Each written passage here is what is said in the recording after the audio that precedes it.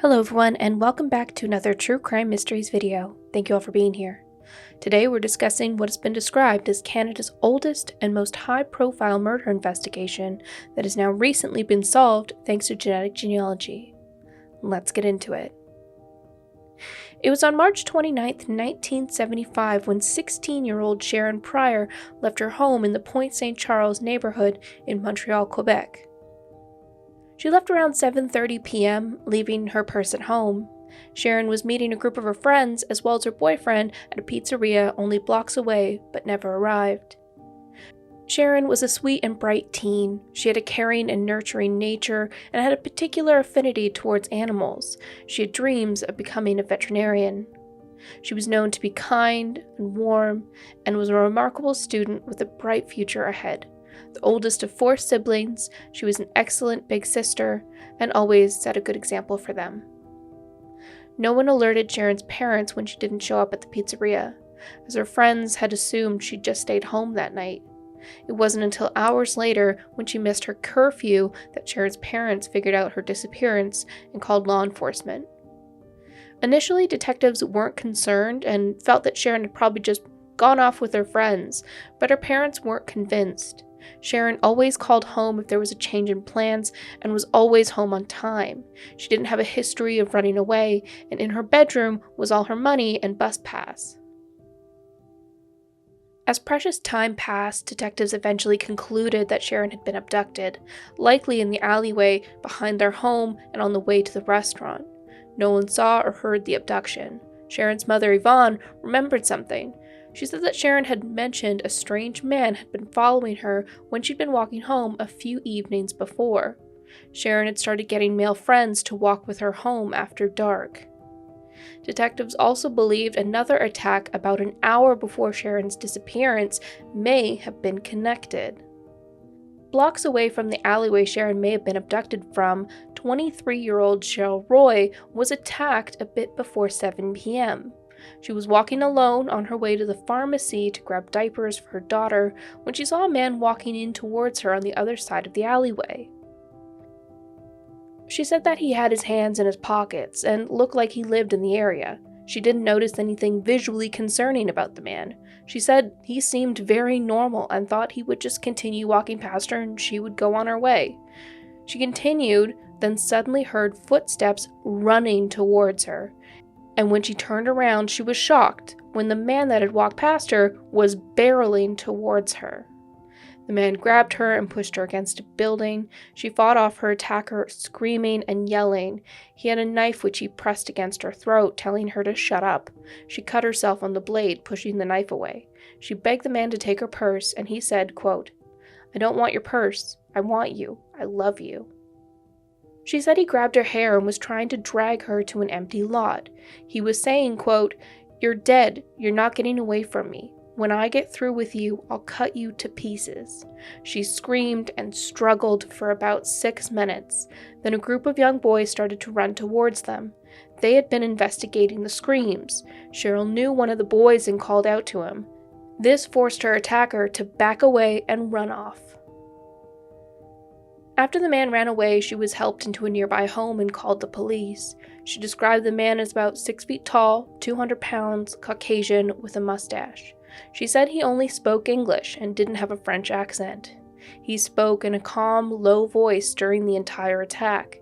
She also noted he didn't smell like alcohol, and she never got a good look at his face. Cheryl lost her voice for 2 days from the screaming. The man had tried to rip and cut her pants from her body. She thanked the kids for coming to her aid. After the attack, she felt that if she had passed out or hadn't made so much noise to attract others to help, she would be dead. Though, unlike in Sharron's case, she didn't feel that she'd been stalked by her attacker.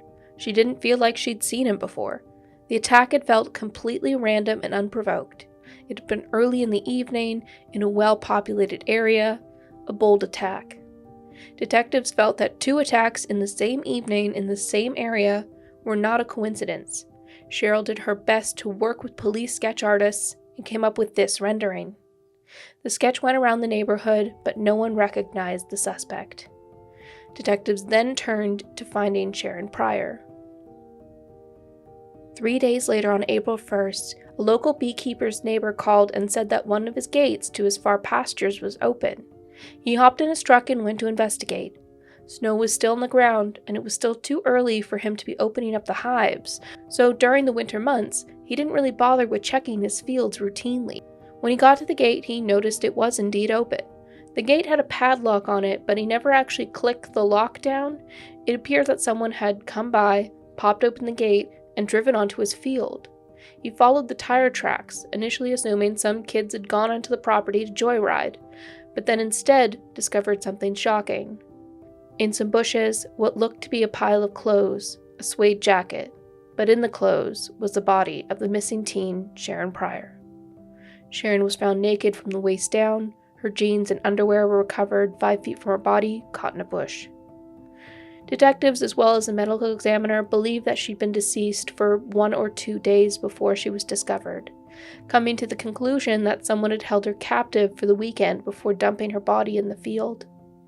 Her cause of death was blood aspiration. She had been severely beaten. Her autopsy showed that she had a fractured jaw, a broken nose, and multiple broken ribs. At the crime scene, footprints were also recovered near Sharron's body. The impression was photographed and preserved. The tire tracks in the snow were also very clear, giving detectives a good idea of what type of vehicle they were looking for. A man's shirt had also been used to bind Sharron's hands, and tape had been used to cover her mouth.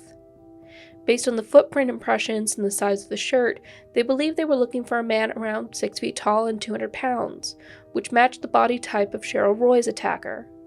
Despite the rigorous investigation and countless tips, detectives weren't able to locate the man that had attacked Cheryl, nor identify the suspect that abducted and murdered Sharron, though always believing it was likely the same suspect. Law enforcement even put out a $10,000 reward for information. However, without a suspect, the case eventually went cold. In 2004, the case was reopened with the help of a tip. Detectives began to investigate a neighbor that lived a few doors down from the Prior family. Detectives tore apart the garage on the property, believing it had likely been a garage near the abduction site that Sharron had been kept in for up to 3 days before she was killed. The garage was behind an apartment building and had been used to house garden and building maintenance tools of the building owner. With Sharron's murder occurring just before spring, it seemed like a perfect location to hide a kidnapped individual, knowing no one would need to come into the garage until the snow melted. They tore apart the building, even digging deep down into the soil below, looking for anything that might indicate Sharron had been there, but nothing was found. Likely too much time had passed, and again the case went cold. In 2023, new detectives opted to reopen the Sharron Prior investigation, looking towards genetic genealogy to find answers. They started the investigation from scratch, finding male DNA on the male shirt that had been used to bind Sharron's hands, as well as on her clothing. They sent the DNA off to genetic genealogists, who were able to slowly piece together the unknown man's family tree. One surname popped up, Romine, and law enforcement started to look into prior arrests around the time of Sharron's murder, and a suspect's name turned up with a lengthy criminal history in both Canada and the United States. Franklin Maywood Romine. Born in 1946 in West Virginia, Romine had started his criminal career as early as 16, starting with petty theft and destruction of property, escalating to a vehicle theft at 18, and going all the way to breaking and entering, stalking, and sexual assault in his 20s. What's amazing about the case is we found this guy, and he probably never gave a DNA sample in his life. In the decades of investigation and countless tips, suspects, and interviews, Canadian detectives say Romine's name had never come up until last year, when a DNA profile that was removed from that blue t-shirt and Sharron's underwear and pants made it possible to target the last name of the suspect. Then they got the name Romine, so then they just started looking at their criminal records. Well, they see this guy being very active in Canada and Montreal in the 70s, right? Violent activity, in and out of jail, and then. He had previously been incarcerated in 1964, but escaped prison and fled to Canada. He frequently bounced between Canada and West Virginia, racking up warrants in both countries. In 1975, he had been meant to be in prison in the US but had fled to Canada in between sentencing hearings. In that case, he had stalked a waitress who had turned him down, broke into her house, and sexually assaulted her at knife point. Between the constant fleeing the country and escaping prison, it's unclear why he'd been released to the public, but who knows. Months after Sharron's attacks in Montreal, he'd been arrested by local authorities and extradited back to the US, where he was sentenced to 10 years in prison. He served 6 in prison before being released. He died in Canada in 1982 at the age of 36, and it's unclear how he died. His death certificate was never discovered, and his body was sent back to the US for burial. He was buried next to his mother in Putnam County. Cold case detectives reached out to Romine's living relatives, which included surviving brothers. His brothers weren't surprised that he was being investigated for murder. One of his brothers said that he had been estranged from the family years before his death. Franklin's brother was a Marine, and while overseas, Franklin had attacked his brother's wife, trying to sexually assault her. After that, the rest of his family had nothing to do with him. Franklin Romine was known to be unpredictable, violent, and aggressive. He had never been a suspect in Sharron's case, though he bore a striking resemblance to the police sketch that Cheryl provided to law enforcement. At the time of the murder, he was 28 and lived 9 kilometers or 5 miles from the Prior home. The tire tracks in the original investigation were also matched to a vehicle that Romine had purchased while in Montreal, and the footprint found at the crime scene also matched his shoe size. Detectives petitioned to have Romine exhumed, though his family protested legally.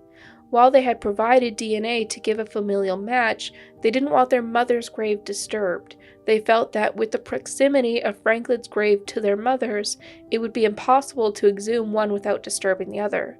But the judge ultimately approved the exhumation. DNA was extracted from the remains uncovered and was tested against the DNA in Sharron's cold case, and it was a 99% match. Romine's DNA has been entered into federal databases in both Canada and the US, and his DNA is now being tested against multiple cold case murder victims.